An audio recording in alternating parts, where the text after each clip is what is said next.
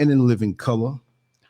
Welcome to another episode of the LANCESCURV Show podcast. I'm not going to hide behind a banner tonight. I never hide anyway. I'm just glad to be back. I will say that I am a bit fatigued. This is only going to go for about an hour tonight. I really have to get some sleep, but I can't stop. I'm addicted to my family here, and I love my family so much, right? Hope Rice, the only Rice that I F's with. She's first tonight. She was on for a while. I love you so much. I'm going to tell you, I'm going to give you a little peek. She had some stuff to get off of her chest, and she called me up, and she put it down fabulously. Since I'm a little fatigued, I'll hit that early in the morning when I wake up. I'm going to get some rest. But she, as always, was so very powerful. Midnight Green, welcome. Sun-Kissed, Felicia, Mercedes, Romero, Lena. Okay, if I'm saying it right. Thank you so much. The Tupac of YouTube. I had a lot of creative titles thrown my way, some that are not so flattering, but that one takes the cake because I like Tupac a whole lot. Back then, I wasn't aware as much, when he was coming on with a lot of, but I see what he was all about. Sometimes I was never against him, but it just didn't understand. Oh, Yala, my sister, my lovely sister, and Synovia. Everybody's filing on in, so I'll talk a little sweet talk before we get involved. And, I'll be doing topics like this more and more because it does relate to us as a people. And everything I do relates to us as a people. So if you see something that's kind of zany, it might be a catch title. And again, it is hot. And I love it in Accra, Ghana, Africa, West Africa. So I'll be wiping my face. I have some fans that are quite impotent. I don't want to have them turned up too loud because this thing picks up everything, right?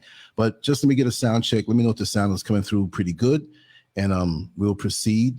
I had a very interesting day. I did not leave the house today at all, but I got so much done. Right. And the last 3 days, actually, I did the shows. And of course, I'm 4 hours ahead of the East Coast. So right now it's 11:48 for me and 7:48 for those on the East Coast. So I'm a little bit ahead. And so therefore it's good for me, though. These hours are good for me. I like it as I wind down. But what has been happening is that the gentlemen who are working along with me on my project, I hate to say what it really is, I'll just say project, right? They have been coming early, because there's certain things that had to be purchased, and I have to give them a big shout out because there are times when, they want me to come up and I would just give them the money and they get it, where I don't have to go because I've been up late. And so let me tell you something. Our sisters and brothers over here, when it comes to work, when you get a good worker, you got a good worker.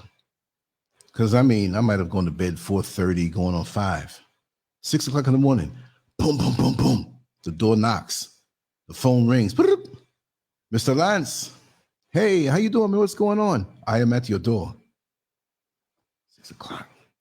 And usually 9 o'clock on jobs in America, I'm not knocking us now. I'm just saying overall, people like, open the door, they're smiling. I'm ready. Let's do this.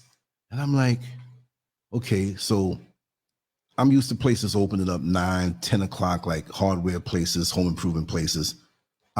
Not here in Ghana. Them bad boys are open up for the crack of dawn because folks work from early. That's what they do. They come early to work. And the difference is, like, say, for example, if you have a property that you're building up, apartment building, whatever type of construction, it doesn't mean the guys live like right down the block. These guys are troopers. And I say to myself, guys do construction in America, I'm not putting one up over the other. I'm just saying the difference of philosophy. As I learn a little bit of this culture, I'm going to share it with you, right? So my dome is shining. Wait, hold on. It is hot, right? So there, it ain't happening like that. But here, these guys will, if they're building a house and they live the next so many miles away, they ain't leaving. They're going there on the Monday morning and they're not leaving until Friday. You say, wait a second. Oh, what if it's just new construction with no roof on it? They're going to find a place in there to sleep when it has a roof on. They'll find one of the rooms, but it's nothing but concrete floors. They will rip cardboard. big pieces of cardboard, like you have a TV or some big appliances, and they will put it down. They'll get a mosquito net. They'll take off, like they'll bring other clothes, not like a 5-day-a-week thing. What they'll do is bring 2 shirts, 2 bottoms, right? And the shirt that, that they wore for the day, they'll wash it out, or 3, or like a towel or something. They'll wrap it up.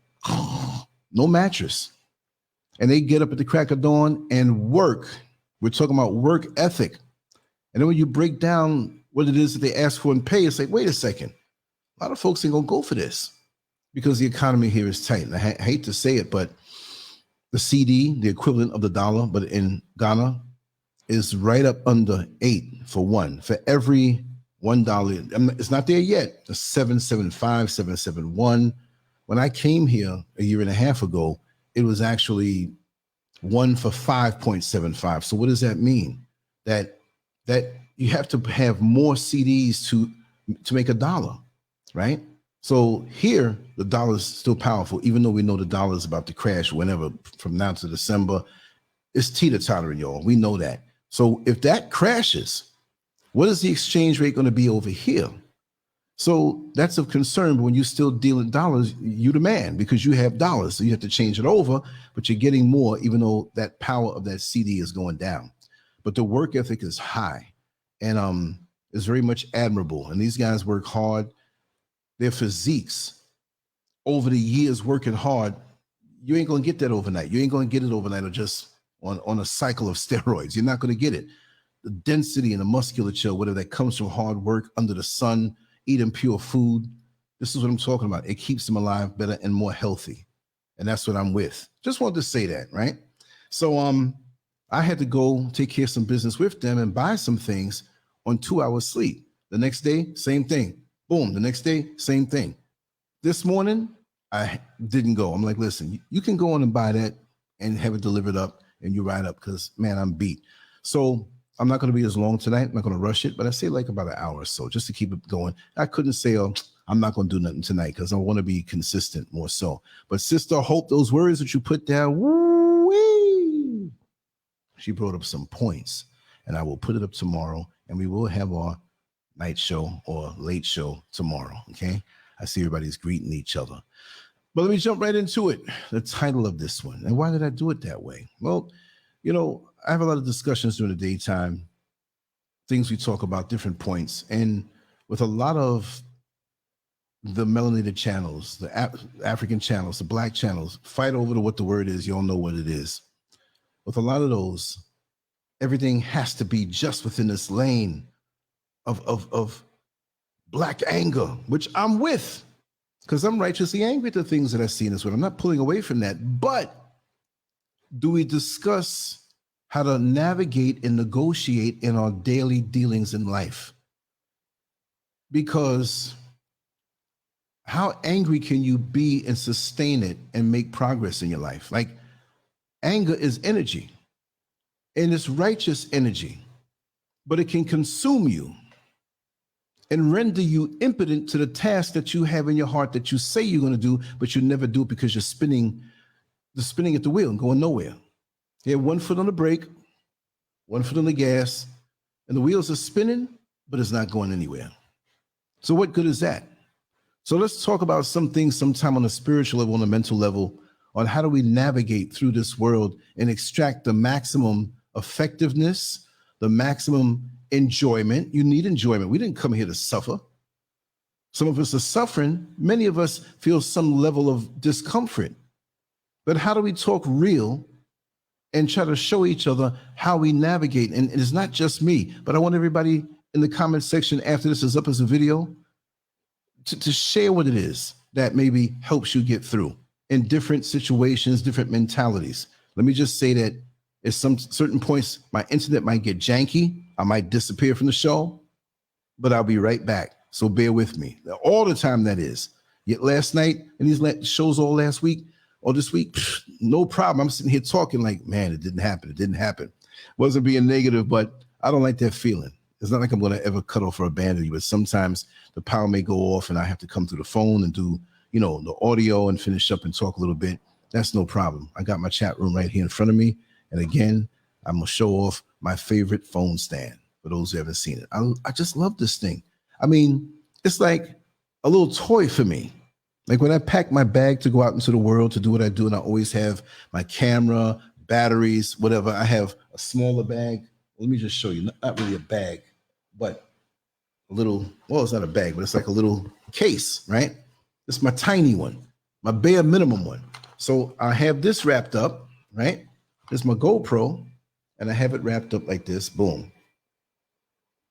Ain't no nothing gonna get on there. And I have it here, right? And it's in an aluminum cage, so it looks different than most. I paid a little extra for that.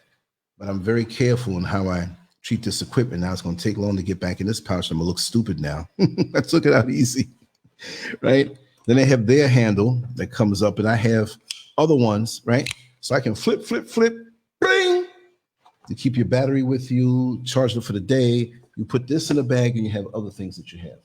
You're good. I have bigger bags. I don't walk around with a big bag all the time. Unless I'm going to an event where I need it. Kara Lumsden. Yes. Kevin Clark, right?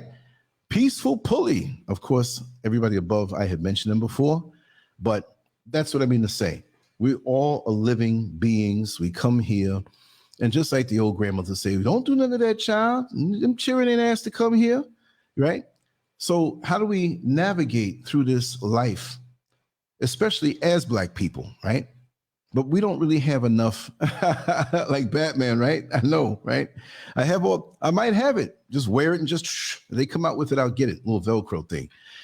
But who teaches us anymore? Indigo King, my brother. Now, right now, I'm just going to focus on getting in the zone. So anybody past this point, if I don't see you, don't take it as an insult. Like, he ain't talking to me. No, it's not like that.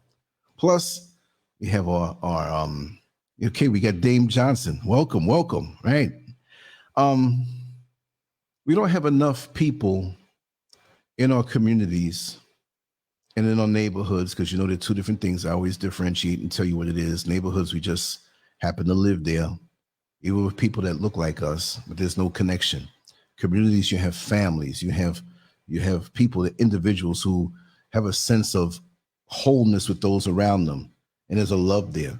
Like you know, Kevin Clark and I grew up in a community back in the day. I say Richmond Hill, South Richmond Hill, is so close to Jamaica. I always say Jamaica also, because white folks, until Black folks started moving to Richmond Hill was Richmond Hill. As soon as we got there, oh, it's South Richmond Hill. Cold word, that's where the niggas are. You have to leave. Okay, so that's the way it was with that history. But we did have a sense of community, a connectedness, moral, just upstanding morally, and it was a beautiful thing. Let me change my little scrolly here so I can put it so people want to contact me. They can. Boom, there it is. Now it's not like that, and we don't have those elders who don't always have to be olders. They can be younger than you and be an elder because they possess maximum wisdom. We don't have that anymore. I remember my brother. I can't say friend. He's my brother. He's my family. We've been knowing each other for a long time. And sometimes we would drive and, drive his grandmother home, rest her soul, and across town. And they had these steps, upstairs. So, as she walked up, we would be near her to make sure she didn't fall. Even with his grandfather, God rest his soul, also, and then we had our own respectful dialogues between us, but it was never disrespectful. Whenever they said anything, just using them as an example, because we had so many different, factions, parents and neighbors, and, even you may have had some Puerto Ricans or some Dominicans or folks from, there's so many different races, but that were melanated, okay? And it didn't matter. This is back in New York City. And there was always a nugget of wisdom that we would have or receive in our conversations, even if it wasn't planned out like that. You learn something when grown folks opened up their mouth. Every neighborhood, and some communities had those that you had to tolerate a little bit more. They were just barely making it in, but we showed love to them too. But certain things did not go on. A certain level of disrespect did not go on because there was accountability. And those are times that I miss. And I think to myself sometime that, I would toss away the cell phone forever, the computer forever, all these other things that are supposed to make life easier and better. but they don't. They're poisonous. I'm using it to share my thoughts and communicate with my family here. We have a tight inner circle here, and everybody's welcome because we have family out there that we don't even realize yet. Family, not just in DNA, but family is our spiritual vibration, how we see life. And it doesn't take long for us to see that.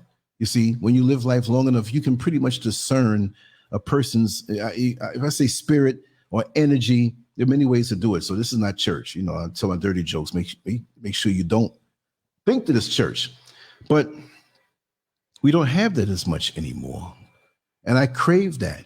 But at my age, chronological age, I have to be that now.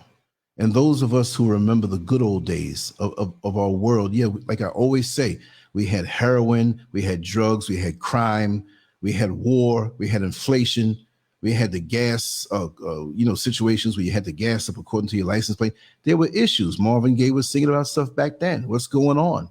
You know, make me want to holler, throw up my hands. And those songs can still be applicable to this present day, except that it's more intense now. Could you imagine if Marvin Gaye sung What's Going On and the things? That song would have to be like about a whole hour just to go down the list of things that are happening now. It's an unraveling of our society. And people are so hung up in the distractions they don't realize it. And they don't understand how fast this artificial thing called time is slipping away, right? And like I said in the title, it just popped up in my head. I said, that's the title. Because what it encompasses, we already know that. Life is as sweet as ever, but we're just too shackled to realize it. So now in that same banner, I'm going to take this scrolly away. And it's just a few things I put down there. Isolation, self-doubt, fear, anxiety, inadequacy, low self-esteem. We can put 100 more things there, but for the real estate, the space of the banner, I couldn't put everything. But you know where I'm going with that, right? So what I'm saying, life is just as sweet as ever. Well, sometimes we may lose a loved one. Sometimes we may lose a job. Sometimes we may find out that the person that we're with is not showing us the love that we require. And they really don't give a damn. It's an arrangement to them, but you thought you were in a relationship. We have all of these things that we discover in life, and sometimes it's not too pleasant. So how can I say life is as sweet as ever? It is. It is. It's how we deal with these things that this plane, at this level of living, with all of this fear pushed out through media, with all of this anxiety they want to put us through to control us, we have to be able to digest that and chew it up and spit it out and get into the good part of life. But it doesn't mean that you're not supposed to go through certain challenges and hardships. What it means is that you have to be responsible in your own life to maintain a healthy balance. You see, life happens, but we don't understand that in many situations, not all. I'd be a fool to sit up and say that we, like holding the steering wheel, control everything. But we control a lot more than we think or we understand, right? That being said, okay, somebody passes away. Sometimes we all are going to do that eventually. Sometimes we can slow it down because a person can take better care of their health, whatever. Sometimes old age, that's just the way it is. So like even with me, it hit me today. I was talking, this is a funny one. I was talking to Mr. Political today, and he wants to do a recording, but he's getting more and more into the research. But you know, that brother can just wing it just with his words alone. So he called me, and I was doing some graphics and doing some things online. And I said, you know what? I've been sitting here for a couple of hours. I need to get a little break. So he called. I took my little internet thing and took my phone, and I went down and laid back in the bedroom. So he's talking, and I'm listening, right? So he's talking and talking. I'm like, yeah, this is going to be good, man. When, you know, because he likes to prep me with everything he's going to say. So sometimes we'll have a 1 hour or a 2 hour thing where he talks. But he talked to me for the 1 hour or 2 hours live. So I said, man, we could have recorded this. What more do you have to research? So, yeah, Mr. Political, right? He'll be on tomorrow. Or I'll record something, but I will have it up. Oh, Yala, yes, that song. I love that song. I really do, right? Yeah, I got some H2O here, Ren H. You know I'm always sweating. If people didn't know me, they said, this guy, he's shooting up heroin. He's sweating all the time. Look at the marks on the legs, mosquito bites.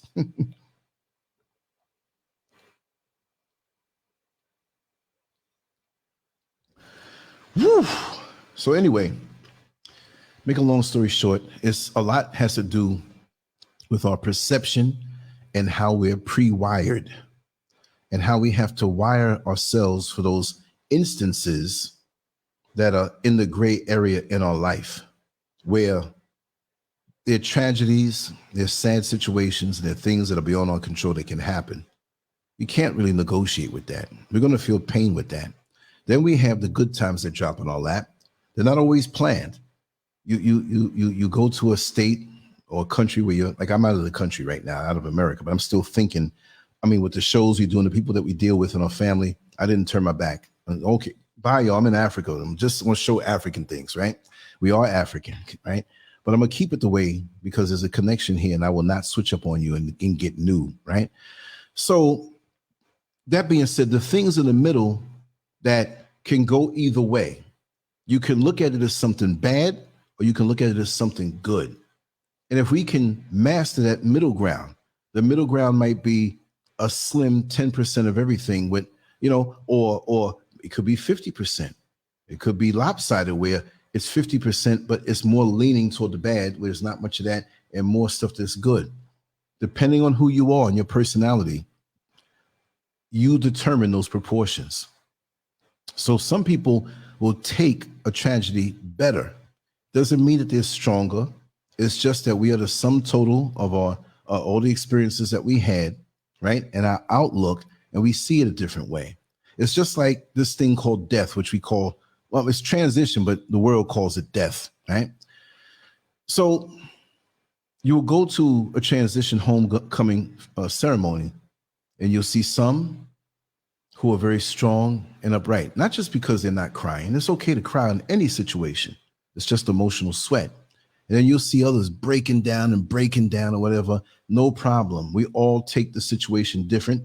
We all have different proximities to the person who has just transitioned. But what I find is that when you do what it is that you're supposed to do for that one who has transitioned and showed them without any doubt that you love them, you cared for them, and you've done this all through the years. Usually those are the ones who are not crying the hardest because you know you did what's right. You know you showed them love. Aside from kids and certain adults, I find sometimes when it's the excess wailing around and all that stuff, lots of times that's guilt. I'm not going to say all the time because, again, we're different. Because if certain people or all of us here lost a loved one, maybe at 7 or 8 years old, and we attached to him, we don't understand. We're going to cry harder. You're still going to cry and show that emotion, and we show emotions in different ways.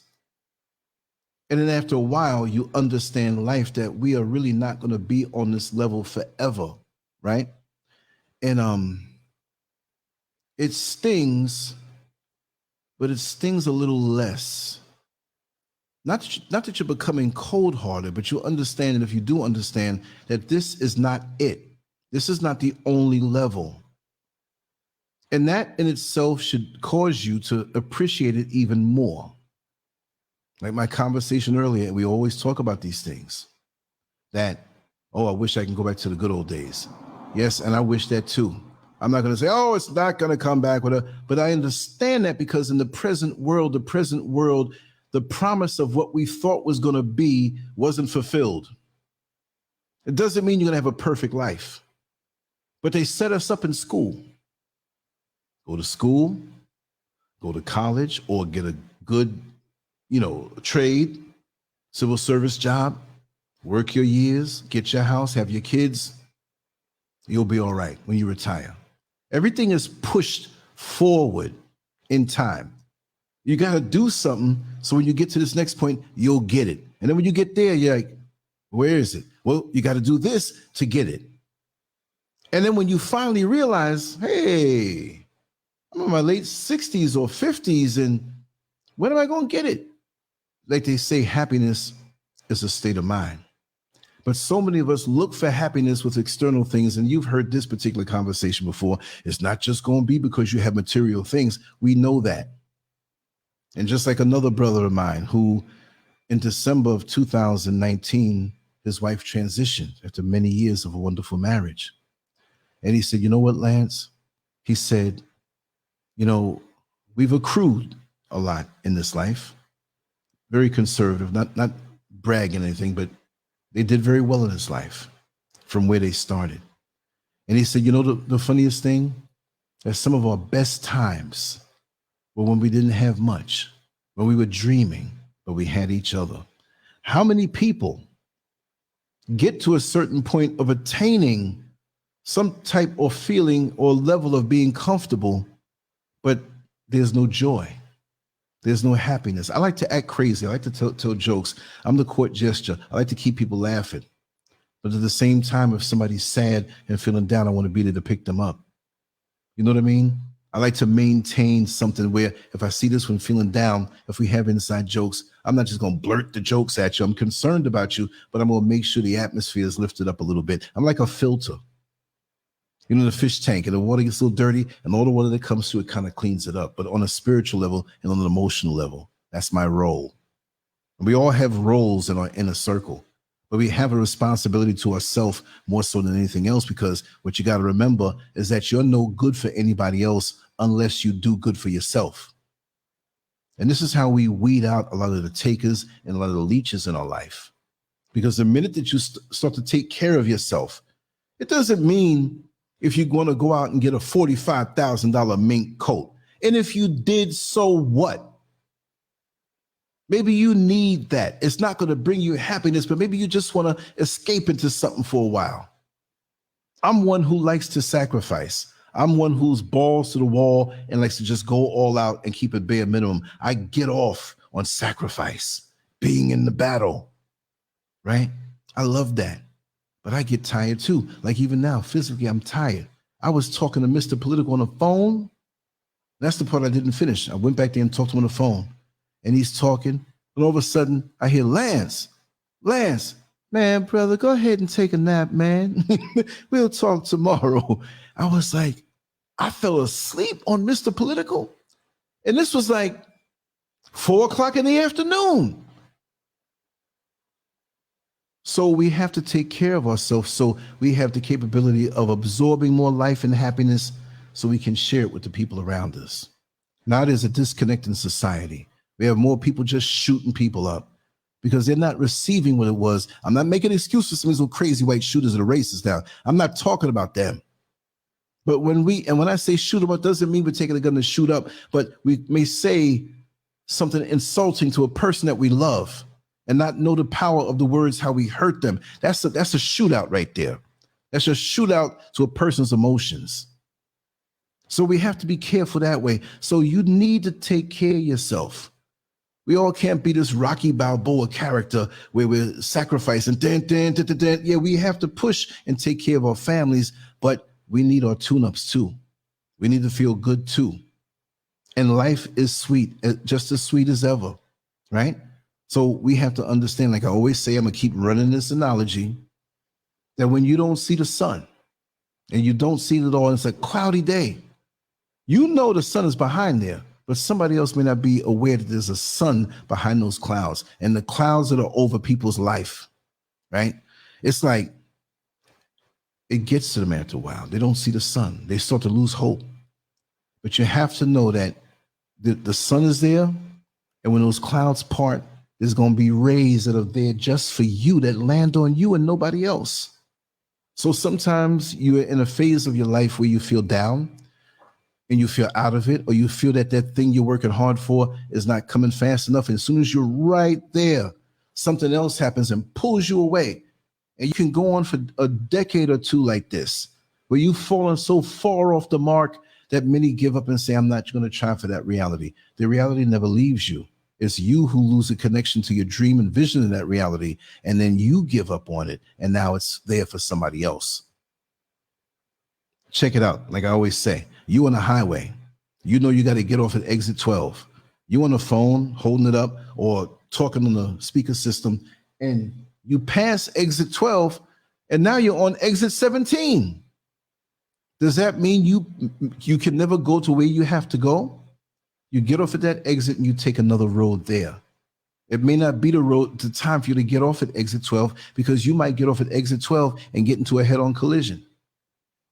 So you get angry with yourself or angry at the situation and say, oh man, you know, I want to get over there quick. No, sometimes there are things that were destined to happen, not destined where it has to happen, but the negative forces of this universe had you set up, right? Had you set up, and something of a mishap happens, and you mad at the mishap, but the mishap slowed you down by a minute, by 30 seconds, and that car that you see go through the stop sign, whoosh. But you were mad when the garbage fell out that you would take it out. You had to take time and whatever. If you didn't have to do that, you would have been right in that intersection and got T-boned and killed. So just try to imagine how many mishaps you avoided that just were not there, you know? Oh, me nodding out. Oh, that's why everybody's laughing. I fell asleep on Mr. Political for real. And we kept talking about it. I was like, whoa, when I got up, I felt a level of fatigue in my body that I haven't felt ever, because I'm pushing. So I'm gonna push a little softer and get some rest and whatever. So that's why I said I'll freestyle this one for about an hour. See how long I've been on? Man, 32 minutes? Where'd it go? Was I talking that long, or did I fall asleep in the middle of the stream? That's a nightmare for me to sit here. So farting and stuff, you know what I mean? People thinking nobody's there. But anyway, like I said, it's how we look at those things in that middle ground. Happiness is happiness that we have, it'll be there. But the bad times, they're going to pop up too. The challenging times, the times when you're not in your comfort zone. But then there's that middle ground that we can take from according to our perspective, you know, and how we see things. And we're too shackled to realize it. Like I said, with the words on the bottom, like to jumpstart those thoughts. Isolation. Isolation can be good, and isolation can be bad. And we don't see how life is sweet because we might be depressed behind a breakup, and we isolate ourselves from the regular workings of the outside world. There are times when I'm in this apartment and I don't come out for 4 days, and I'm getting work done. And when I come out, it's like, wow, the breeze. I notice all those small things. The breeze, wow, the sunlight feels good. I can go out in the back balcony and get a little sunlight, but lots of times I don't. And I know the importance of sunlight. And here I am in the motherland with the best sun. It's 0 latitude and 0 longitude. That's cool to say that, because most people don't know the latitude and longitude where they live. And I'll admit, when I was in America, I didn't know. But because it's the 0-0 thing, which is a little bit into the water, it's not right here, but it is here. It's the closest thing to us as far as those two coordinates, right? So ray of sunshine. Yeah, let me put this up. That's a quotable right there. Ray of sunshine says, greetings everyone. Yes, we have to be kind to ourselves. We do more when fueled. Mishaps are sometimes hedges of protection. Yes, much love and respect to you for saying that. It is. So I'm not going to say, oh, slow down. Slowing down may not be the answer, but go at a pace and realize you have multiple gears on your vehicle. You have the first gear, second gear, third gear, you know, going up to the 5th gear, sometimes more. Trucks have a whole lot more. When you're going on, you're climbing up, you put it up on maybe a lower gear, right? I think that's how it goes, right? Lower gear.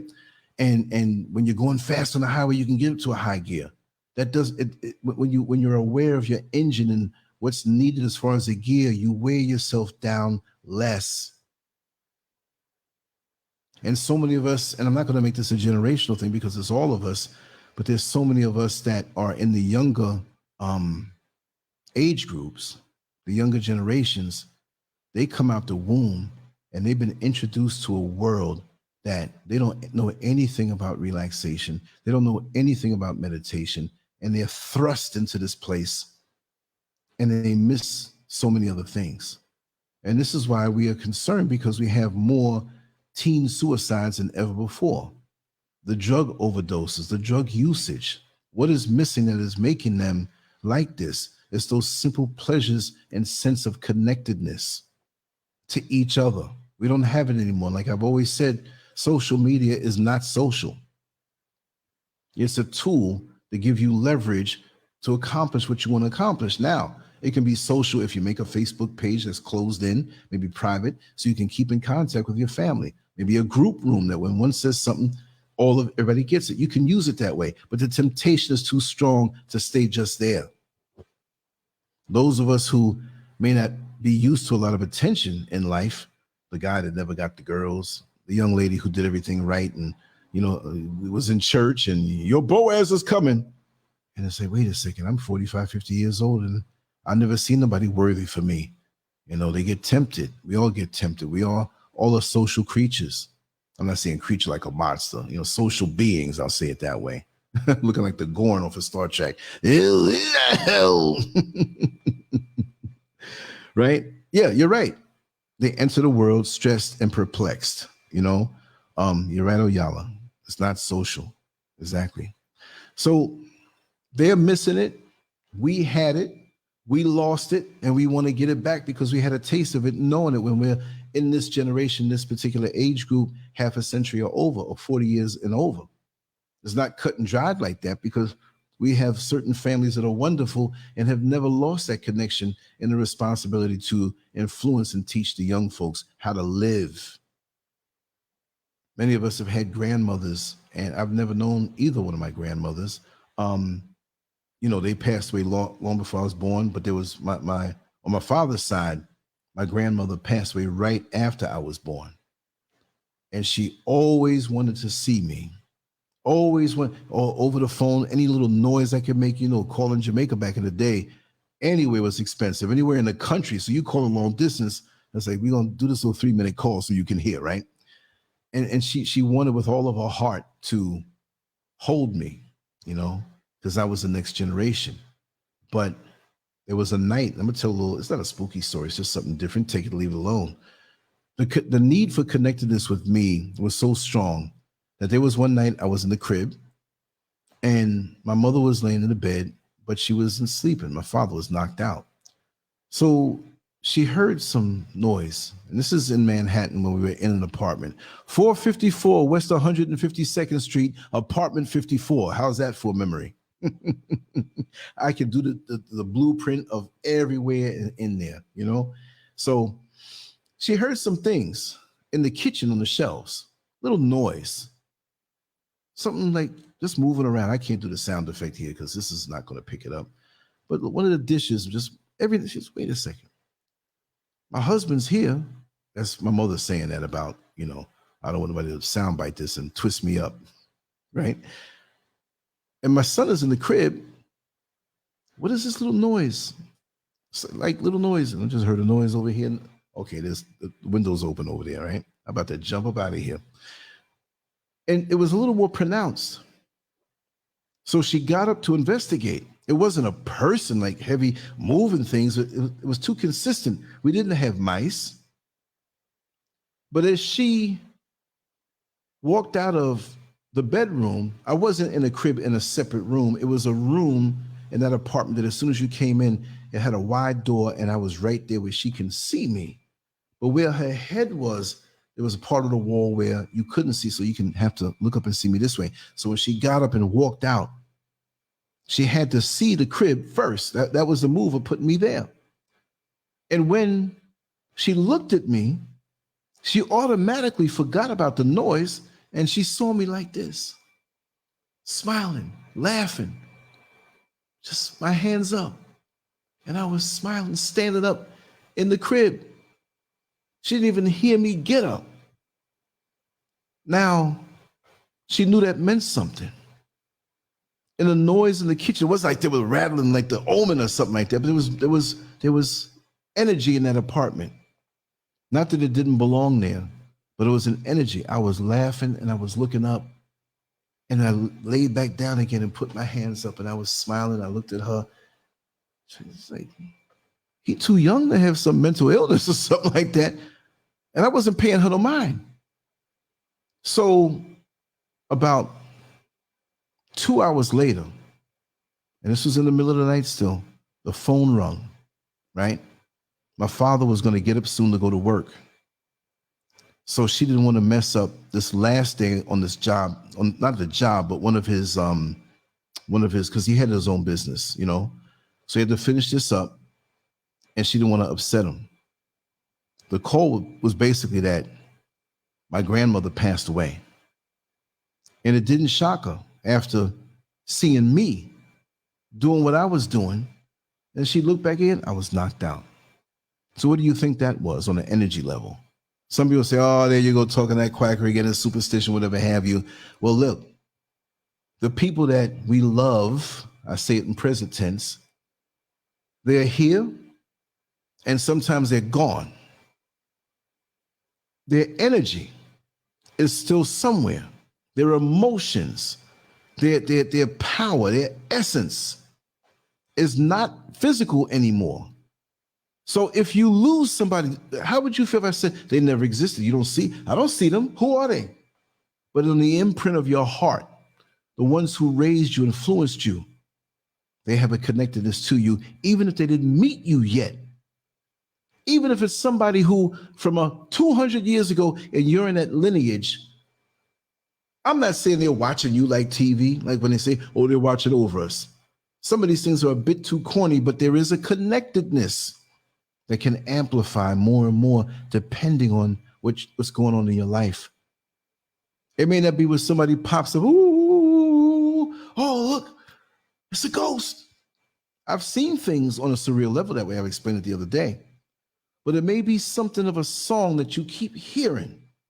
It may be something of a scent. We all have a scent. You know, when you're a little baby and you hug your mommy and you're up near the hairline or down in their neck, they have a scent. You know your father's scent. It might be a perfume they like to wear. It might be a favorite dish that you catch a whiff of, but it's very faint. And that's them letting you know that everything's going to be all right or warning you about something. This is why you have to keep what they call the third eye open, to have that gift of discernment, because you're in a different zone now. And just like you didn't even know how to walk, just like you didn't know how to talk at one time, just like you came through the portal of your mother's womb, where did you come from? We know how it works where sperm hits egg, but where was the energy that came on inside that body? Where did you come from? And now you go somewhere else. And like I said before, they have these near-death experiences and they say there was a tunnel and loved ones were at the end. Well, when I came here, I came through a tunnel. It was my mother's private parts. And I saw the light and others who were there who were my loved ones. But where did you come from? So life is sweet. But like I said before, it's like a placement exam. When you go to a college, they want to figure out, well, I ain't been to school in 50 classes in English, in history. You don't want history because a bunch of lies if it's in America, right? But that type of stuff, I just feel this is a placement exam. So if we are shackled to these things that this engineered world put on us, we can't experience life the way we should. And like I said, I put a few things down there. Isolation, the bad part of isolation. It's good to isolate up to a certain point when you want to accomplish certain things. The self-doubt. When we come up sometimes we doubt ourselves. But we got to know that in life, after a while, you know you will have the butterflies in your stomach, but you will succeed. And we're supposed to draw strength from our past victories. There's a job you were going for. You had exams and you had an academy. Maybe you're going to be a police officer. And the adrenaline was going. You wanted this so bad, but there's a thing in your mind, I got to do this. I can't mess up. A little doubt. Some have it more so and sabotage themselves. Some use the fear and doubt to propel themselves. Like Mike Tyson always said, fear is my friend. We all feel fear. It's how we handle fear. So we have the tough guys, I don't fear anything, but don't feel anything. Oh, no fear. Yes, you do. Yes, you do. We all feel it. But are you going to let it take you over? Are you going to succumb to it? Or are you going to let it keep you on your toes that I need to be alert for this and this and that? I'm not fearing, but I don't want to go where fear wants to take me. So I'm going to make sure, take care of my health, take care of my mind, take care of my responsibility. You see? Oh, thank you, Sonovi. I saw that. Yeah, thank you. Thank you so much. You know? Yeah, you know, I mean, I have my other sides and stuff like that, but it comes through. And so the warmth and the love and the always wanting to serve. Yeah, my mother, yeah, she was always that. You know, she gave of herself so much. She gave herself so much. So I learned the sweetness of that, seeing how she was in servitude to her people and anybody who needed her to encourage them. And it rubbed off on me. Now I can be a vicious character now. Don't get that wrong. Don't come at any of my loved ones to destroy them or hurt them. And many of you here, even though some of you I never saw your face, some I have, I love you too. You see what I mean? And that's how we have to let the love flow, because that's what's going to shield us from certain things. When you have an incident in school as a child, and the first thing the little kids say, I want my mommy, I want my daddy, because mommy and daddy is the first representation of the creator that you know. No little kid, and I'm saying God not in the European sense. No little kid, I want God, please call God. Little kid don't know nothing about God. It's the God in you as the parent, the caretaker, aunt, uncle, if you have the grandmothers. Some of us didn't have parents. My heart goes out to you. But that one that takes care of you, you call for that one. And then one day you realize that, well, they're human too, but there's something flowing through them, that God force, that is the real thing I was calling for, not to dismiss them or minimize them. You still love your parents, but now you realize that they are flawed also, you see? And for many, it could be a big disappointment and take you off track, but no, don't. We all have challenges. We all have things. We all have imperfections that we work on. We're not perfect. So that person who, I am perfect, I am the one, I'm your savior, I am a prophet. There are people you know that used to be around these parts here that would talk like that and really like went off the deep end with that mentality. Want to rule everybody's life and control them, and I am. Come on, get out of here. I'm not that at all. I'm just another brother sitting in the trenches, sitting on the curb, sitting on the garbage can with people and talking what I talk. Again, I'm very tired. I'm going to end it soon, but it's not like I scripted this. I sit down, okay, I'm going to use these words. I'm going to steal somebody else's words. I lived enough life to be able to shoot from the hip and try to make some kind of sense. And so that's how we have to do it. We have to take one day at a time. There's someone that I want you to send a lot of positive energy to. You know who they are, but I want you to send, I'm not going to call it the name, just I know who it is. So, send it to me like PayPal and I'll send it to them. I'm not saying PayPal. I'm just saying send it to me. I'll send it to them because they don't want to be the one that has their name out there. And I told them, it's a male. I said, listen, I love the work you've been doing and I love you very much. They're going through something, a health issue with their spouse. And I said, call me anytime. You know what I mean? And sometimes I just pick up and do the voicemail thing and say an encouraging word, sending that energy. Number one, you need that.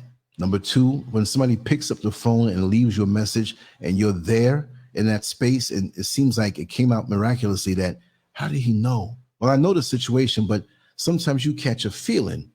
You have to heed that. And again, like I said before, we go out into the world, most people, and they're trying to get what they want to get. Man, you got to get that bag, meaning money. Man, you got to get that cash. You got to get this status. I want to go higher on the job so I can make more money. I want to have a bigger house than the next person. I want to have a better car. Oh, you bought that car? You watch what I do next when I trade this one in. And we're shackled because we're like maggots looking low, something in the grass crawling low. And we're not going higher on our perspectives and our awareness of the world.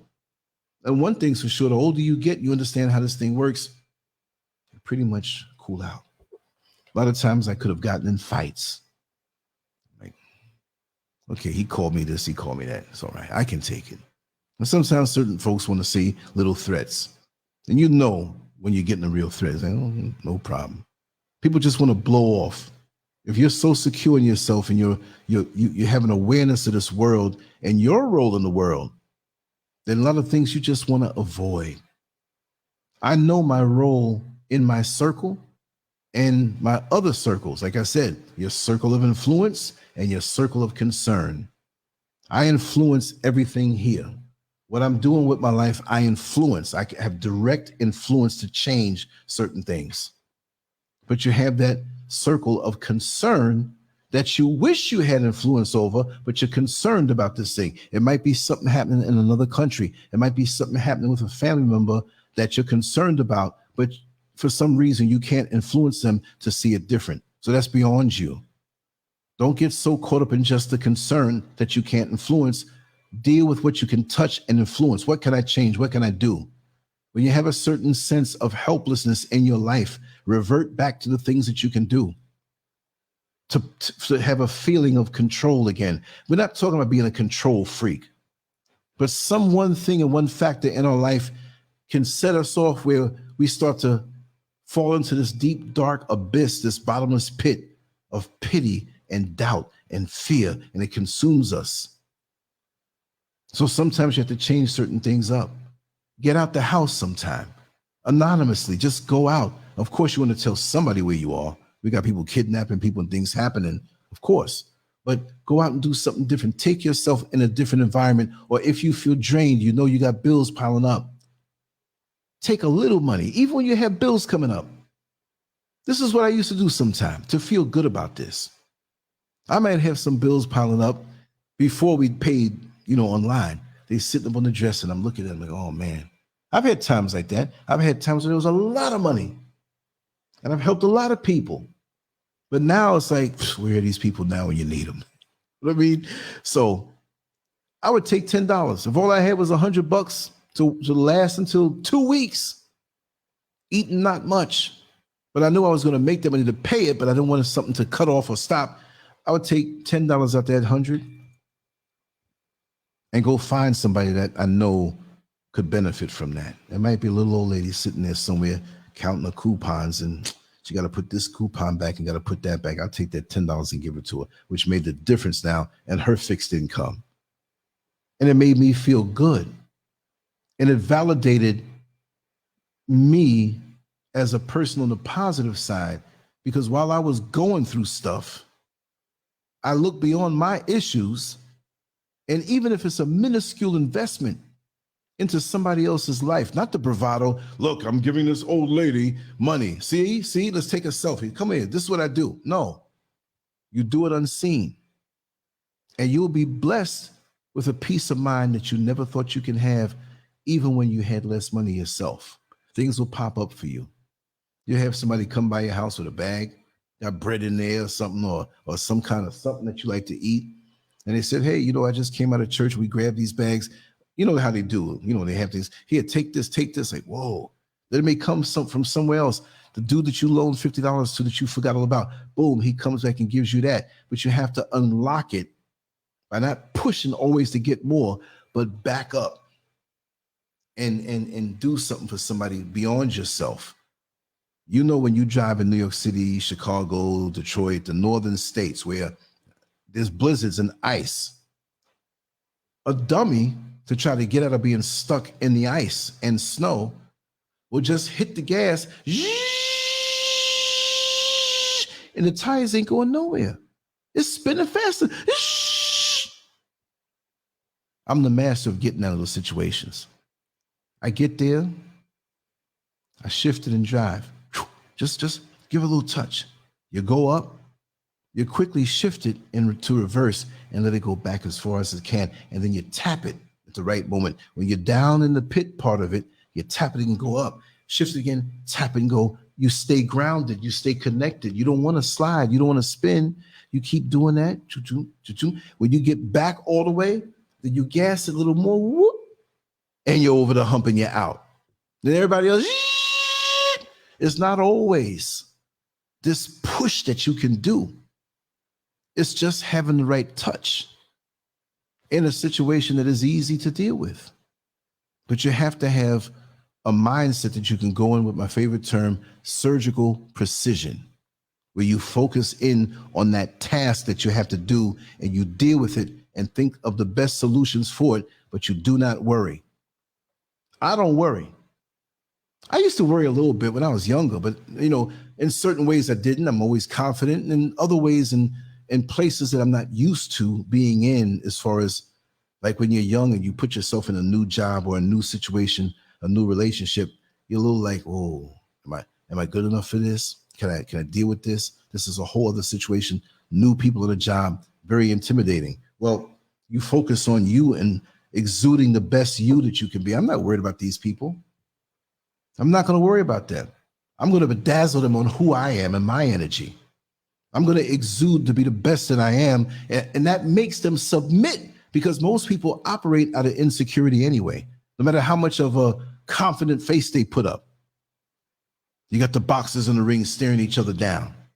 And boxers pretty much are not scared of other boxers, right? On a high level, on a low level, you can have it that way. You got the butterflies. But if you do what it is that you have to do, what I got to worry about? Let's boogie, let's party. I ran, I trained, I hit the bag, I sparred, I made weight, I ate the right foods, I slept good. I'm ready. So I'm prepared with the game plans that I have and the physicality that I have to deal with anything. And that comes with having the downtime to sharpen your sword. We're not talking about using the sword all the time, but when you're not using it, sharpen it. Because you may have an unexpected battle that comes up, and you have to have clarity of mind and know how to handle this thing through your prior experiences. See, there's a truth to the term that life doesn't throw on you any more than what you can handle, even when you think you can't handle it. I always say, when you complete the 3rd grade and you're scared of the 4th grade work, you can't go back to the 3rd grade because you conquered it. The minute you get out, as soon as summer vacation starts from the 3rd grade, you're already a 4th grader. You are equipped to handle that work because you can't go back, and you mastered that. Automatically, you're ready for the next level. If you didn't do what you're supposed to do and you got left back, you're messing yourself up. We got to turn our energies inward and have ourselves filling up with our own brand of happiness. Not the fake thing where we smile and we don't work on ourselves, but be busy watching everybody else. While everybody else, not everybody, because there's some people who are truly happy who have mastered this thing, but most people out here, most people to get that rush that everything is all right, even when they have challenges, I don't say problems, they will dress up and go to the mall, put on their best outfit. I've known dudes that go to clubs and they put the Mercedes-Benz keychain and they took the train. They took the bus or a cab, but they want to escape their reality instead of dealing with their reality. It may be a long road, but the more, if you ride the wave of time, which I always say is an artificial construct, if you do every day what you're supposed to do and don't look at how immense the mountain is and how huge it is in front of you. I'm not saying to put your head down like you're just negative or just, I'm putting my head down like you're down. No, but sometimes you don't need to look at the overall thing. When you plan out if you're building a house, this first month, we're going to treat the soil. We're going to lay the foundation. And before that, the pipes have to come up under, right? And then we get to the next step of building up the walls and putting the windows. You don't hang a window where there's no wall, like the window's going to hang in space and nothing. No, sequence. And when you solve your issues and your challenges, it's a sequential thing. If you worry about, I'm worried about this downtown, and get your head together and be a laser. The bigger the issue, the more of a laser you have to be to cut through. So that's the good part of isolation. And the anxiety, really, to me, is the fact that you have this energy backed up, but you're not executing, working toward the problem, which I hate to say problem, the challenge. So you're sitting here and you're over, like you're like a pressure cooker. And you're thinking, but you're not doing what you have to do, because if you do and do some action to solve the challenge, that lets off that pressure, and the anxiety is gone. I can prove it right now. Say you're 2 months behind on your mortgage, and banks will foreclose after 3 months, and lenders will foreclose usually after 6 months. I know that from years ago. Maybe it's changed in America, right? And I had to also explain the concept of mortgage to one of the brothers here who's working for me. And he was like, wow, I didn't understand this about America. Very smart guy, too. I want to have him come on the show, brother from Nigeria. But you're 2 months behind. Now you got 4 weeks before you are out of that house. You just lost your job. You have a family member who's sick and other issues going on. And the cash in the bank is low. In your mind, you might say, I am doomed. You have all this anxiety. Now, this is not just a money issue, but say, for example, there's somebody who knew you for a very long time and watched you grow up. And they say, you know what? They don't know your issues that you're having, but they had a person in their family pass away and they have a large sum of money. And they say, you know what? I already have money. This is not going to hurt me to give you this. They give you $25,000. Where's the anxiety? It's gone because you have an answer to the challenge. Now, don't sit around waiting for somebody to hand you $25,000. And in actuality, it may not be an issue of money. It may be where you got the wrong diagnosis from a doctor and you get two more and the first one was a quack. Now you're not scared anymore. So you didn't do the action to take away that anxiety, but do more and focus in more on the solution, which that should have been done before we got into this problem or challenge, but sometimes life comes at us that way. So you got to always be in a point of, like I say, sharpening your sword. You get a little lump sum of money that you can put away or use it for something that you can also make liquid really quick. Do that. Don't put it in the bank for a little bit of interest and inflation is going up and your money's chewing up. Sharpen your sword. If you're blessed with something, put it into something where you get your interest above inflation. That's the trick, beating inflation. Inflation would chew your stuff up quick, like termites in the wood in the wall. There's no termites here like that because there's concrete walls, right? They are nice and smooth. But there's always something that can take away our anxiety. There's always something we can do, some kind of pressure valve that lets off what's building up. And I didn't really mean to go down a list of these words below me, but I'll touch on them. Let me see what time it is. Yes, it's time to go, but I'll stay a little longer. Watch it. I'll be up here for 4 hours. You know, that's right. That's right. You're right, Kara. Yeah, it's a feel good. It's a good. Yeah, it feels good, but to me, when you see the joy of you making a difference in somebody's life, in whichever way, it may not be money. It might be that you're talking to them, encouraging them, motivating them. You got to understand there's a lot of folks out here who don't get any encouraging words from anybody. They may live in a nice home and have a nice family that they smile and they act a certain way, but their existence is shallow. And they don't get these words of encouragement. And so sometimes when I speak these things into people, it's like they were dry soil that never got watered, damn near in a drought. And when you put the water of positivity on them, it's like you keep watering and there's no puddle that comes up. It keeps soaking. That means deep into their essence. You know, every fiber of their being did not have this. And when you feed into it, it's something that comes back 100 times over if you can put a number on it.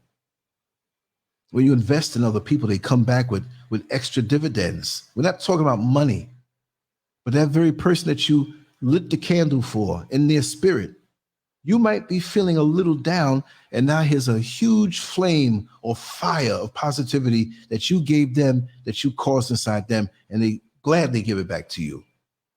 So we got to stop going out into the world and thinking about taking. Take some time to encourage somebody. It comes back better for you. I don't know how I made it out here. Oh, I mean, I know how you plan and you execute, but I'm not super duper brilliant like that. There are factors that were beyond my control. There were also extreme negative forces that were trying to make my life a disaster as soon as I got here. Some of you all know the situation.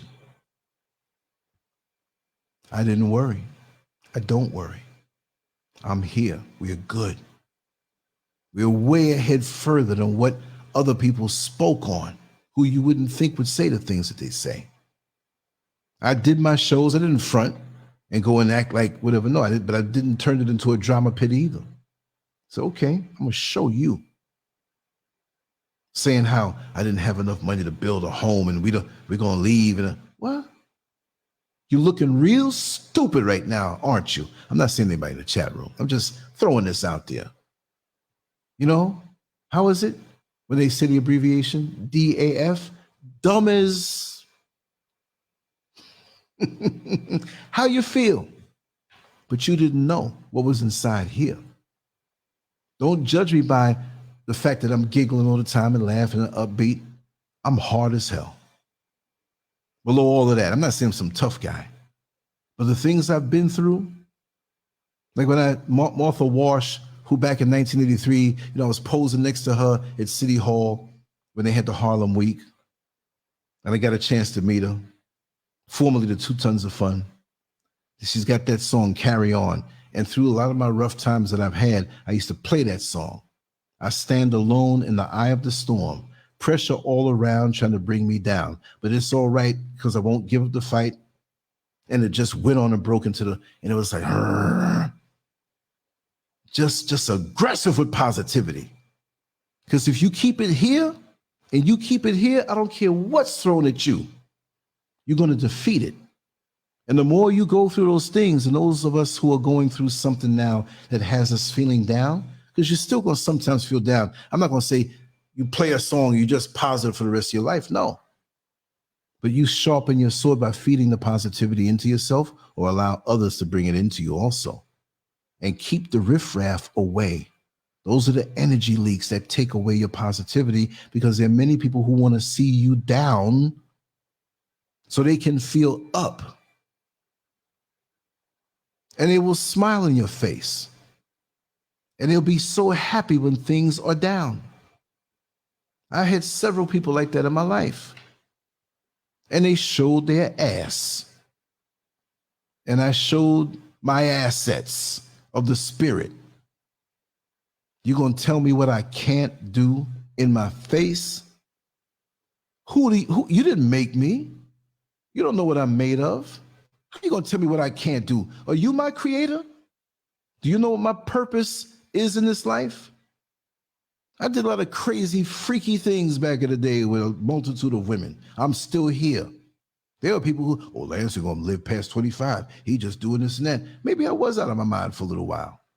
But if something is destined for you to achieve, if you're supposed to do something and you're that tool, you're not ready yet. You're the tool that's being made.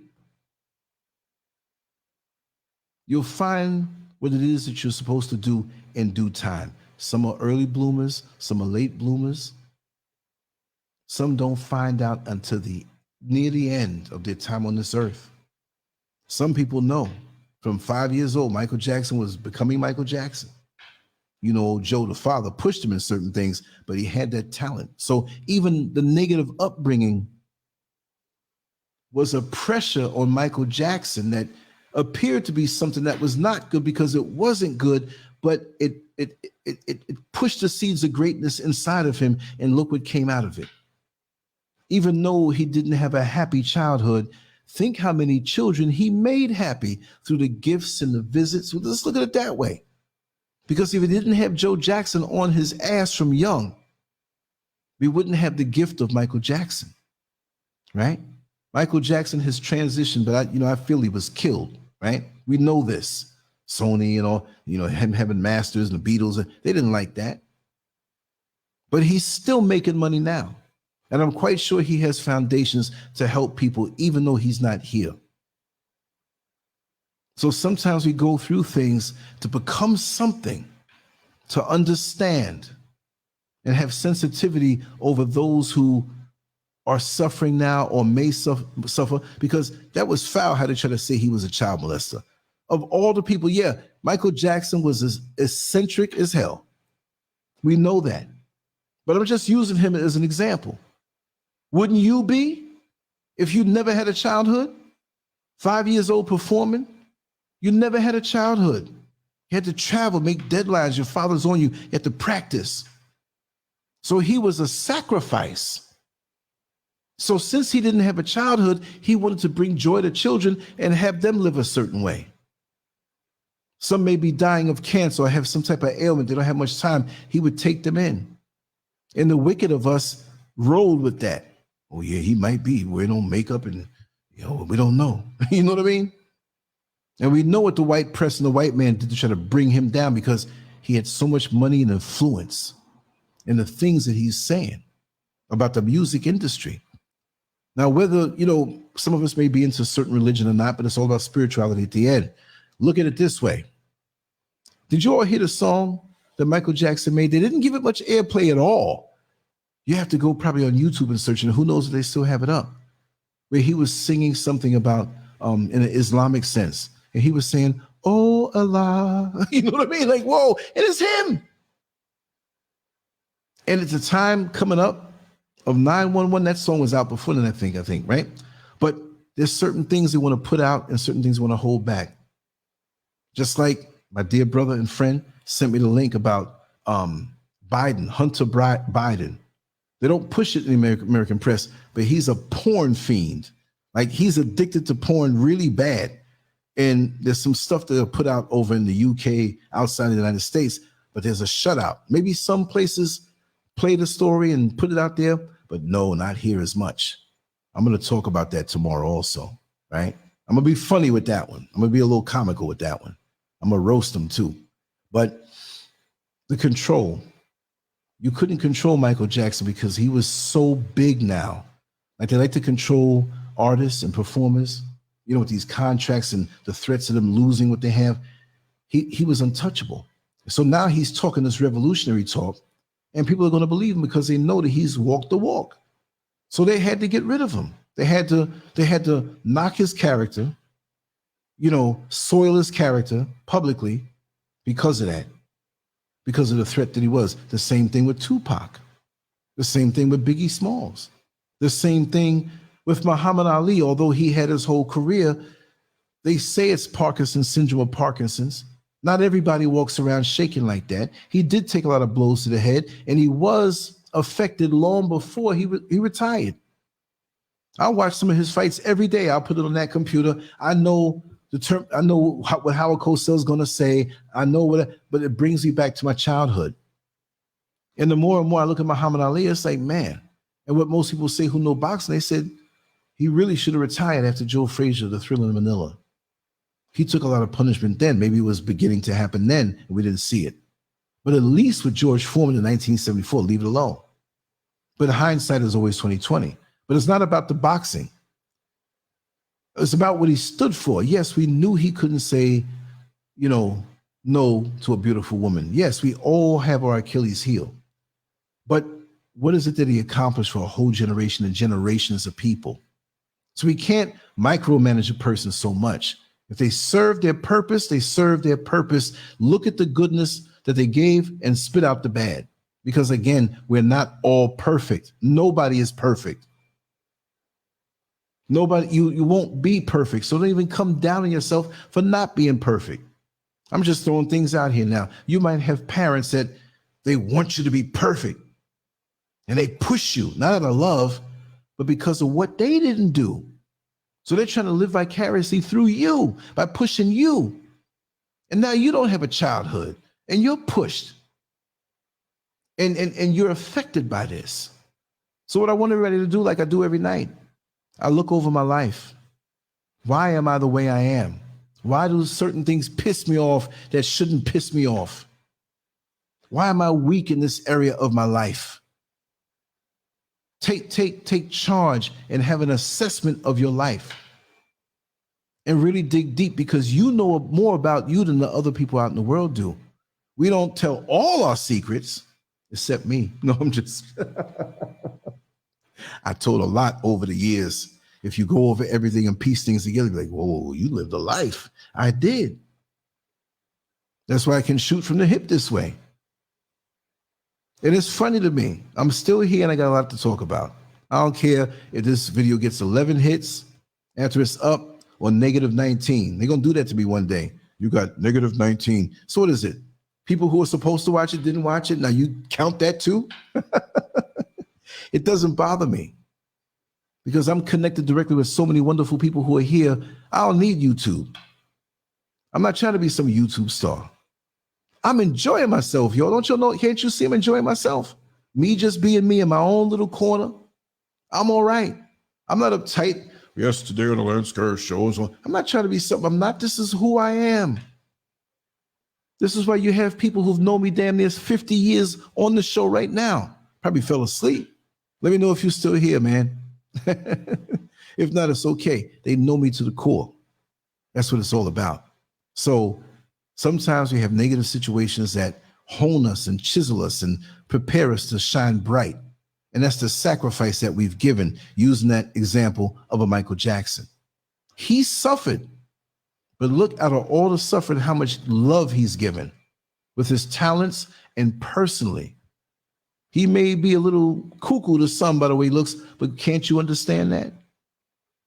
If I had that same type of upbringing, maybe in a different area of expertise, maybe I'll be weird in a different way. Let me tell you something. I'm not weird this way, but I'm going to tell you one of my hangups and idiosyncrasies, right? For a dude who grew up in New York City, had all the exploits that I had, was once in my late teen years and early 20s, a male stripper who took off my clothes at parties when I had the body and the face and all that. I'm an older man now. I didn't look like this now. That I have a big craving for privacy. Me of all people. Now, I don't have any shame. You can't shame me with anything. But I have a need now. The pendulum has swung the other way where I love little places. Sometimes I just want to be away, not from humanity or the shows and stuff that we do, but it just overwhelms me. I used to be the one always looking to go out and see what's going on and being nosy, what goes on up in that place. It looks like a whorehouse. I'm not buying nothing, but I want to see what goes on. Why were the cops up there? What happens over there? What's going on? I'm gonna investigate. And I'll call up my friends. You know what I found out? I mean, there's a lot of places in New York City back in the middle 70s, coming on up to 2001 when I left that place for Orlando, Florida. And I saw a whole lot. I can tell you a whole lot of stories, right? That's what it is, right? But don't come down too much on yourself. I'm gonna wrap it down right now. Life is sweet, but don't expect too much of a chunk. Yeah, you want to expect goodness, but do you want the whole cake when you're at the event? You get your slice, you get a little more, if you can go back for seconds. But you'll be unhappy if you think that you're entitled to that whole cake. Now you're being inconsiderate. What you get as far as the sweetness in life, cherish it, maintain it, enjoy it, make it last forever. Make it last. Ooh, was that Keith Sweat? No. Oh, I forgot, whatever. But anyway, make it last. There will be challenging times. There will be those clouds that come and make you not see the sun, but the sun is still there. The good times are still coming. But don't let your own inner demons, I'm not saying any of us are possessed, take over your life to the point where you're shackled. Well, I don't think I can accomplish this. I don't know if I'm good enough. Listen, do something that you want to do and that you like to do because you'll keep it up. But while people speak words of positivity, there are also people, even in your families and inner circles, that want to speak some kind of negativity into your life. Well, girl, you know you're trying to lose weight, but you know we all big boned up in here, so I don't know why you're trying to do that. You know, you suffering. Ain't that y'all a big bone? All y'all eating at the same refrigerator, the bad food that y'all been eating. Big bone. Come on. Yeah, we can be thick. Thicker than somebody with small joints. We understand that. Genetics are varied. But don't speak something in, or that first young lady or young man in the family that has an ambition to go to college. We're not saying college is an end-all cure-all, but they may want to do that, and nobody in the family accomplished that. And you'll have some who are just like so happy. I will do anything for you, whatever you need. I don't have much, but I'll make sure your ride goes a little smoother. People chip in, the families chip in. Does he have enough food? You know, let's drive on. That's a 3-hour drive. Let's go on over there and surprise him, make sure everything's all right. And then you have some who will smile, but they're silently resentful of your potential and your progress to step out of what has always been. Because they got old. Yes, some don't get old, but some get old and crusty and don't want to see you do better than them in life. And the minute you take a fall or a challenge, because we all can get knocked down, champions, Muhammad Ali got knocked down, right? And he got back up, and he is the greatest, right?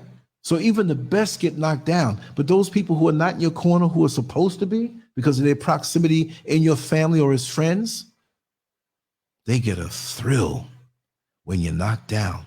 I had somebody in my life many years ago, and I swore up and down that they were a really close, loving person to me. But I began to pick up red flags. And I said, I hope this is not what I see.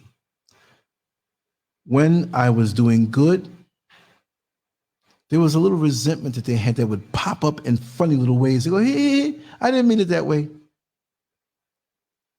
And then when I had major changes that I was going through, they were always on the phone calling me. So what happened? And I'm pouring my heart out because she was really getting off on the fact that I had some troubling times. Ooh, Lord, ain't my trouble so hard. Don't nobody know my troubles but God. That's not a song to laugh at when you know what happened with that song. But, you know, me and brother Joe Harden, who, you know, occasionally comes in and does a little, you know, a little segment here. We used to have that joke. At the end of the day, we're tired at work because I was driving the bus, but he was the guy who took the money out of the fare box and put it in the vault, right? So we'd see each other and I would be tired and he might be tired. We're looking at, you know, well, he said the joke 12 years a slave because when I was at the 12-year mark, it was like, how long you been? I said, 12 years. 12 years a slave. Ooh, Lord. We wouldn't even say anything. We'd see each other just break out with the song because, you know, that job, I mastered it, didn't stress me out, but there were so many factors there to try to catch you in something and write you up and all that stuff.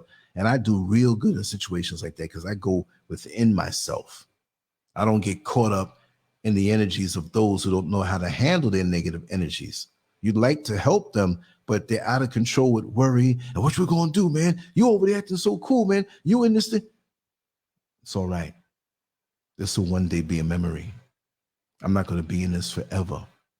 I'm gonna extract the good things out of it. And not that I wanna go drive a bus and get cussed out and called names. And I didn't have much of that because I know how to handle people, but there were some difficult people. And I'd come out of there after 11-hour day, maybe a little tired because I did a show before I came in, drove 11 hours and got in, did a second short job, and then went home 4 in the morning and went live. Come on. I ain't got to hide it. Scroll down on the content. When I was working all of them jobs, whatever, I still put time in. On the weekends, we were doing like 6, 7, 8-hour shows. My longest show was 14 hours, y'all. It went beyond YouTube, though, because YouTube will let you talk up to a certain amount of time. So I had to split it up. You know, those are the crazy days, the wild, wild west. That's where I established myself and know how I can push myself and even learn human nature even more. But back to that other young lady, it wasn't a romantic relationship by no means, you know, platonic, you know, but she didn't like any goodness that came into my life. She loved it when things weren't working out good for me at that point. And now that, you know, they put out some word that I had lied about a secret I was supposed to keep, which I have kept to this day, right? She said I was the one spreading it, but she yapped so much, she didn't realize she was telling her business and it got all over the internet. And then she approached me angry about, oh, I said, listen, I would not do that. I do not do that.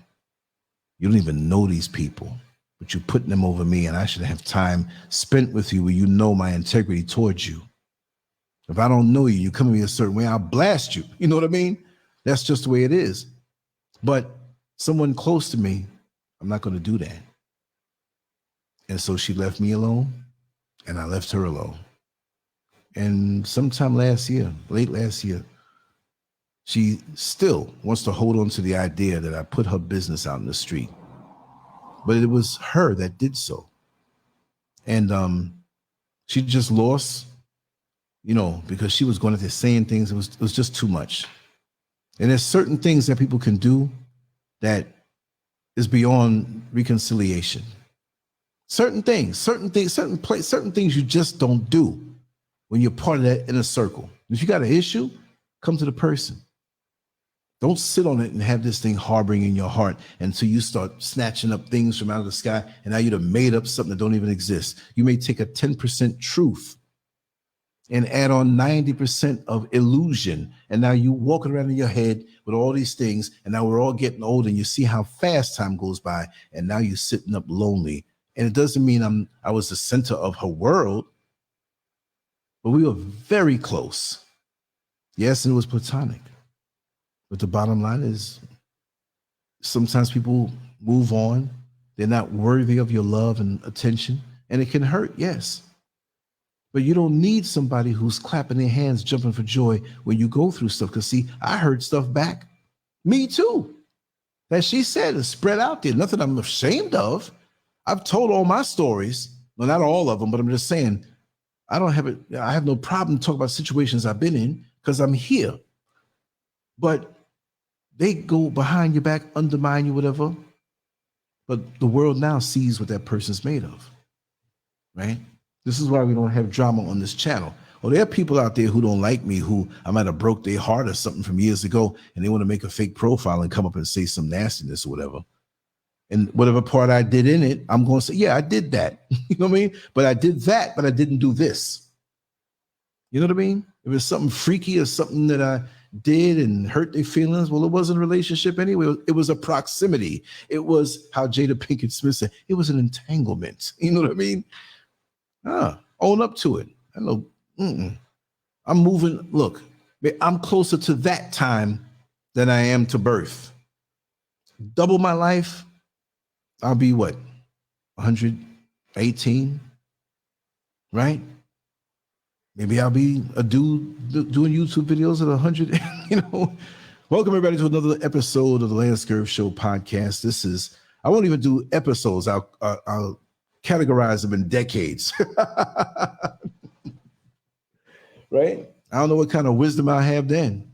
I might just blank out in the middle of the show and be like, well, I think it was back in 1975. This happened, that happened, this happened. That's how it is. You're here for a time, burn bright. Be the best you can be. Work on yourself. When you're going through something, turn it in with and work on yourself. Be a better version of yourself tomorrow than you were today. And you have that capability. You're not going to be perfect, but you can move toward perfection. You're never going to get perfection, but you can get better and move closer to it. So don't pressure yourself for perfection. Just get better. That's all you need to ask. Let me be a little better informed, a little more knowledgeable, more open third eye and gift of discernment. Let me be better. What can I do? I have no time for the naysayers, the things they want to say. They're not working on themselves being better. They're working themselves up to see me fall, which even if I fall, I can still be better and continue on, right? That's the way it works. But anyway, I do want to wrap it down. I'm going off into what time now? Well, hour and a half, right? I said an hour, but I'm going to sleep, and I really do need to sleep. And you know, if I admit that, you know, I fell asleep on Mr. Political today. That's bad. Hope Rice, with the words that you put down, were phenomenal. I have them here. I have another conversation with Sister J that has been like a week and a half with all the stuff that I'm doing. Other little short Mr. Political snippets. I'm going to find them and work on them. We will be back tomorrow night, same time. I might put some other stuff up. I do have some other stuff I want to put up. I have another little short video I want to talk about. So it's a lot of stuff I have to do. So I'm going to get ready, get in that sack, lay down a little bit, and just know that I love you all. Now I'm so tired. I'm like, okay, what do I do first? I'm looking around crazy. What am I going to hit first, right?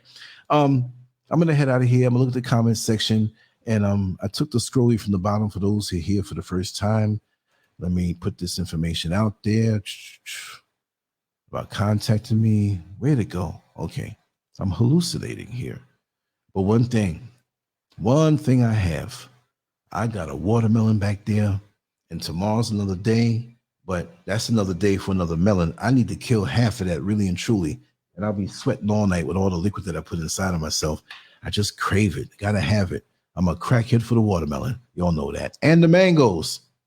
I'm in heaven. But anyway, much love to you all. I will see you. Let's see if this music is working. If it's not, we'll play the other little tune for a little bit while I get myself together. Because even if I end the show and get off of it, there's still things I have to do. So that's why I let a little music play, a little music run and stuff like that, right? So anyway, much love to you all. Salute to my brothers. Mwah. Much love to my sisters.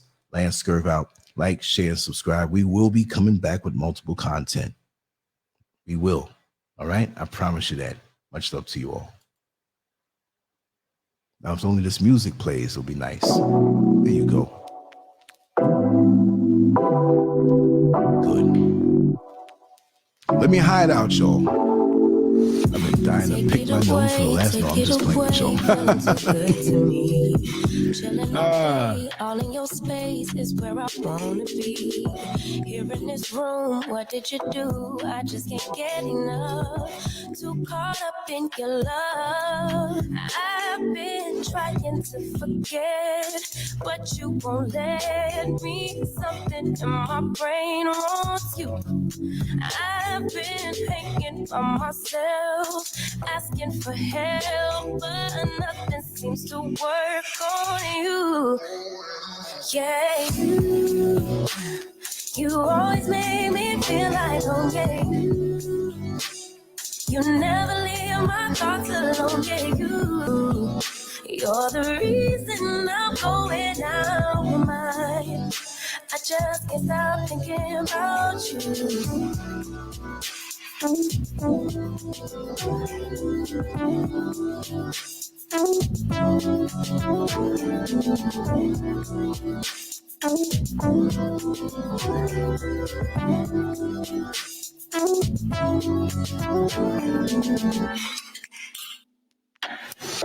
All that I crave when you're away, nights are sleepless. Do we need space? Yeah, maybe a break. Boy, you're my weakness. Give and we take, the love that we make, it's my favorite drug. Too caught up in your love.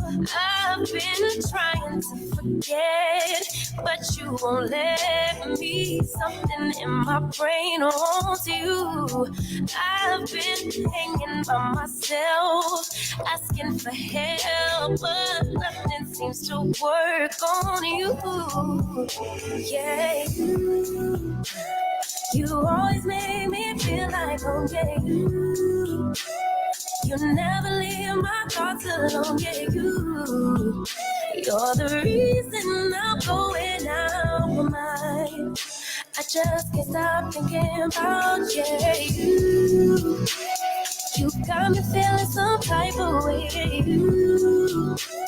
You make me wanna stay in all day. You're the reason I can't get out of my head. I just can't stop thinking about you. I just can't stop thinking about you. I just can't stop thinking about you. I just can't stop thinking about you. I just can't stop thinking about you.